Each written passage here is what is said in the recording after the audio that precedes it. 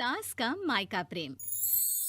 रिद्धि की सास को हर वक्त अपने मायके का गाना गाने की आदत थी।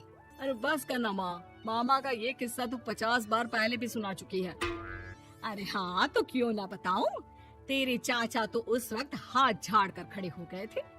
तब मामा ही था तेरा जो आगे आया और मदद की। देखो अब ठीक है ना, जो हो गया सो हो गया। क्यों एक बात को हमेशा गाती रहती हो। अब तो बहू घर आ गई है, उसे तो सबको मान कर चलना है ना, कि सिर्फ सास का मायका ही समझेगी वो। तभी वहाँ रिद्धि आ जाती है। माँ, आज मैं घर जा सकती हूँ? माँ को मेरी बहुत याद आ रही है। शादी के बाद एक बार भी नहीं गई। हाँ तो कौन जाता है। अरे मेरी शादी के बाद जब मैं विदाई होकर आई, इतना बड़ा ससुराल मेरा, खाने वाले 10 लोग और बनाने वाली मैं सिर्फ एक। ऐसा लग रहा था जैसे सिर्फ खाना बनाने के लिए ही ब्याह किया है। वो तो मेरा भाई था, गांव से एक काम करने वाली चाची को भेज दिया जो मेरा हाथ पटाती थी, और उसको पैसा, खाना, कपड़ा, रहने के लिए कमरा, वो सब किसने दिया था? तुम्हारे भाई ने। ये मामला रोज का था। ससुर भी जब गुस्सा होते तो वो सारी बात कह देते जो उनके मन में इतने समय से चल रही थी। मेरा भाई, भाभी, भतीजा, भतीजी सब छुड़वा दिया। मैंने जीवन भर सिर्फ तुम्हारे परिवार वालों से निभाया, लेकिन अब भी चैन नहीं है तुमको। बहू के सामने सास को लगा कि उसकी बेइज्जती हो रही है।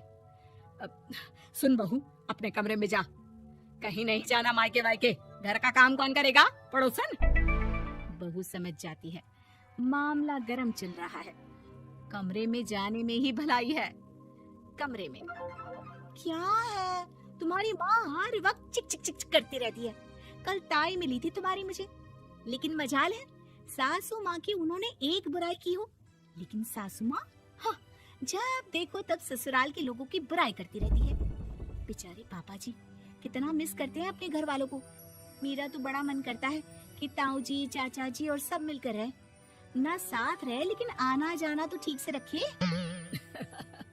हिंदुस्तान और पाकिस्तान एक हो सकता है, लेकिन चाचा और ताऊ के परिवार के साथ हम लोगों का मिलन ना जी ना, कभी नहीं हो सकता। ये बात है। देखिए मेरे साथ ना ज्यादा चैलेंज मत करिएगा। ऐसा कोई काम नहीं है जो मैं नहीं कर सकती। ससुर जी जो कि बहू की बात सुन रहे थे सामने आ जाते हैं। अरे बेटा, तू ये कर सकती है तो प्लीज मेरा परिवार किसी तरह मुझसे मिलवा दे। सारी जवानी तो मैंने किसी तरह काट ली, लेकिन जीवन के इस पड़ाव पर बहुत याद आती है मेरे परिवार की। हाँ हाँ पिताजी, आप चिंता मत करिए, बस मेरा साथ देते रहिए आप दोनों। फिर देखिए कैसे माँ जी भी ठीक हो जाएंगी और पूरा परिवार भी एक हो जाएगा। थोड़ी देर बाद बहू सामान लेकर घर से निकल रही होती है कि मना किया था ना तुझे मायके जाने के लिए, फिर क्यों जा रही है? बहू कुछ कहती इससे पहले ही बेटा बोलने लगता है। क्या है माँ, वो घर जा रही है। वैसे भी उसके माता पिता ने मुझे 10 लाख दिए तब जाकर मेरा काम शुरू हो पाया, वरना तूने मेरे लिए किया क्या है? अरे वाह बेटा, बचपन से पढ़ाया लिखाया, तेरे दुख दर्द में जगी, और आज वो लोग तुझे सही लग रहे हैं। और फिर ससुराल में लड़की खुश रहे, ये तो मायके वालों की जीवन भर की जिम्मेदारी रहती है। तो ये तुमको भी तो सोचना था ना। ताऊ जी ने पापा को पढ़ाया लिखाया, जब तुम नहीं आई थी तो पापा के लिए ताई जी ने पापा की माँ की तरह देखभाल की। अब बोलिए। अरे तू कुछ नहीं जानता बेटा, तेरे पापा को सब पता है, तभी वो उन लोगों से वास्ता नहीं रखते। मैं उन लोगों को जानता हूँ, लेकिन मैं तुम्हें नहीं जानता कि तुम्हारे मन के लायक काम नहीं हुआ तो तुम घर की शांति बर्बाद कर दोगी। सास जोर जोर से चिल्लाने लगती है। तभी वहाँ सास का भाई आ जाता है।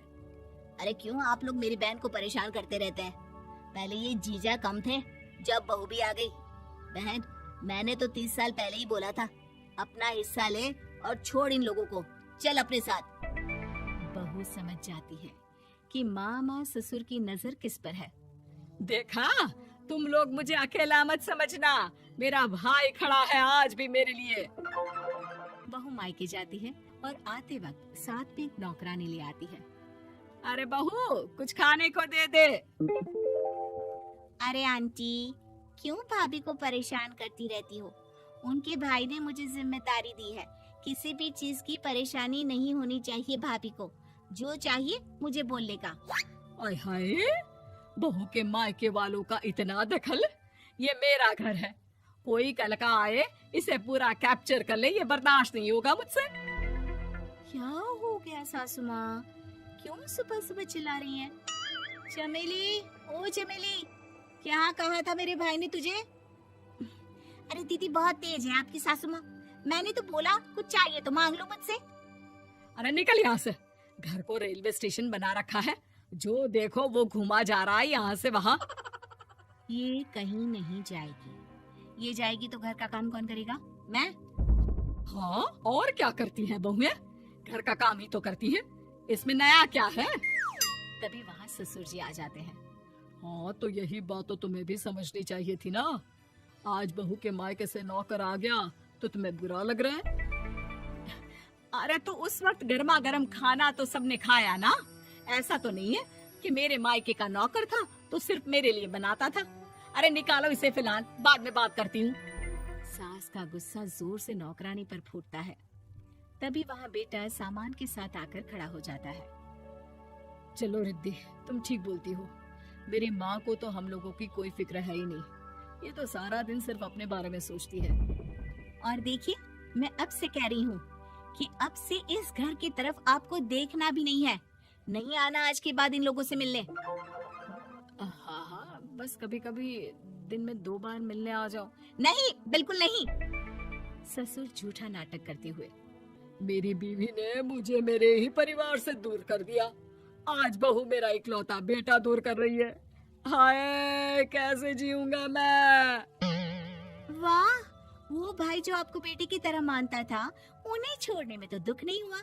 आज खुद का बेटा छोड़कर जा रहा है तो कैसे जीऊंगा? बड़े आए। अब सास समझ चुकी थी कि उससे गलती क्या हुई है। मुझे माफ कर दे बहू। अब मेरी समझ में आ गया कि अपनों से दूर कर बीवियां पति का भला नहीं बल्कि उन्हें जीवन में अकेला कर रही है। मुझे माफ कर दे, मैं अब सबसे माफी मांग लूंगी। ससुर जी दूर से बहू को थम्स अप दिखाते हैं।